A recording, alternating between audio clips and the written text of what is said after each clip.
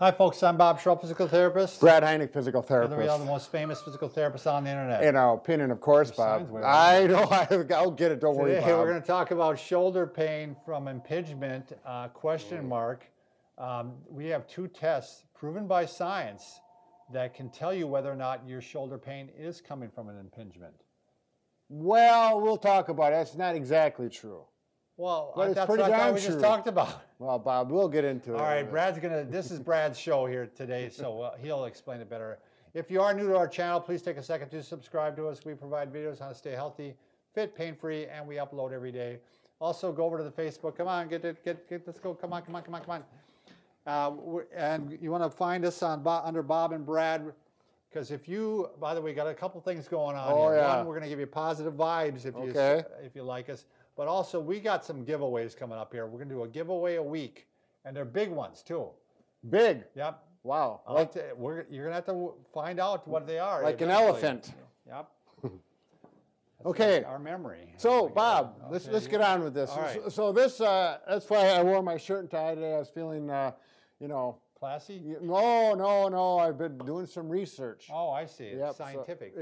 So found this nice study. It was a meta-analysis. So they started these three scholarly people. One's a PhD, one was a doctor, and the other one was a therapist with a bunch of letters after her name. Anyways, this was from the Archives of Physical Medicine Rehab, volume 93, February 2012.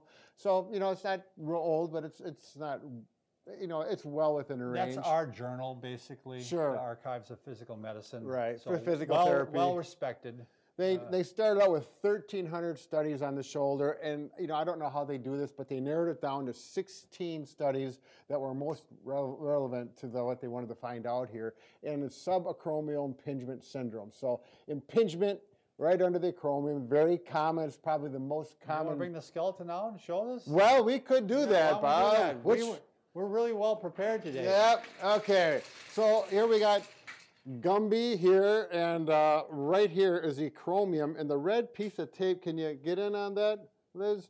That would be the area of impingement. That's where things are getting pinched. It's probably the most common source of pain, thank you, of pain in the shoulder. Oftentimes with reaching overhead, it's going to irritate you. Yeah, I would say 80% of the patients I see, this was the initial cause of their pain, right. and this can also result in a torn rotator cuff. Sure, yeah. Because it keeps pinching. It keeps pinches. Repetitive motion, very common. It's like rubbing a rope and fraying a rope. Sure. So, all right, you can get it from a fall as well. So anyways, how do we know if it's impingement or not? There's a lot of tests that therapists do and doctors as well, but which tests are the good? So they took 5 tests, ones that we're all familiar with, the Hawkins-Kennedy, the knee or the empty can, the lift-off, the drop arm, and which ones did the best. Right. And the nice thing about the 2 that actually worked is these are the easiest, I think, to do. Actually, you could probably do it, the layperson could do it at home possibly, especially if you watch our video very closely and follow our instructions. Sounds good. Okay, so if these 2 tests are positive, it doesn't prove you have impingement for sure. I mean, that's just the way it is. Even you can have an MRI and it may show that you have a problem, and they go in and scope it, and it may not be what the MRI says. Right. But it's a very strong indicator. Yeah, these are probably your best bet. Right. Once you say of all the tests that, and if you find these positive, this is where you may want to see a therapist or a doctor. Right. They can determine if they need to be treated. Okay, so the first one is the lift-off test.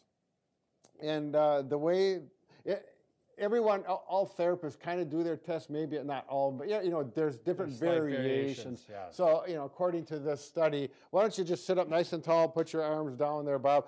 Take this hand and just lift it up like this, and then back down. And then you're going to go as high as you feel comfortable, and then back down. Oh, I'm sorry, I got my... No, you're doing the drop arm. Right, I'm doing the drop, sorry. You want to do the lift arm first? No, that's fine. We'll stick with the drop arm. Okay, this is the drop arm test. Right. I was wondering where he was going with this, but I let him give him enough rope just to hang I himself. was just testing you, Bob. Yeah, there you go. He's on the ball. I didn't do it. The drop arm, go ahead and can you show a positive test for the drop arm? Well, if you bring it up, and a lot of times if somebody pushes on it at all, it just drops. Right. Or they can't get it up. Right, exactly. They're going like this. A lot of compensation. Yeah. And this could also be an actual tear. Sure. But quite often, if you're getting impingement, it's so sore and fired up that you actually can't even lift it. Right. I mean, very common. Right. We see it in a lot of patients. So if there's pain with that one, or it drops like the name indicates, it's positive. So meaning that it's likely that you do have an impingement. Well, we need to have both of these tests be positive. Okay. That's just a positive. Then we go to the second test, the lift-off test, the lift-off term. Once you stand up, you're going to take the back. Let's call it an angle like this. Okay. Yep. So the back side of your palm of your hand is going to go right about where your pocket is, and you're going to lift this hand away from your body, and I'm going to put pressure. So hold it there. Can you hold it? Now, if Bob can hold it strong and there's no pain, it's negative.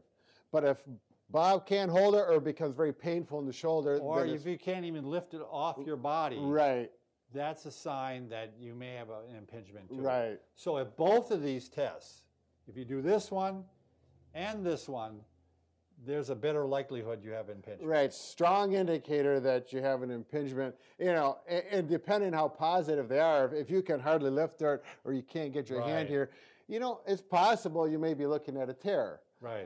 So again, both of them, according to this study, have to be positive. There's a strong indicator of impingement. And understand that a lot of times tears are the result of an impingement. Sure. So, I mean, it's kind of along the same continuum. If you're pinching and pinching and pinching, eventually it'll fray and it could tear, and that's why that is positive for both tests. Right. So, now, if you're doing these and you think, well, it's kind of close, test the other arm. Right. And see how strong the non-affected... What a difference there is. Right, exactly. So, that's a nice thing about working with arms. Typically, you can do one and always go to the other one that's healthy and the really problem get a good... is if you have impingement on both of them, which well, it's not unusual. Sure, it does happen. Sure. So. There's always things that make these tests and these studies difficult to come up with concrete... But that's a good starting point, though. Right. These two tests. It is. So. And guess what, Bob? What? At the end of the study, you know what they said? What did they say? Well, more studies should be done on this subject. They always say that. Always say that. So very good. All right. Two good tests that will help you out. Thanks for watching.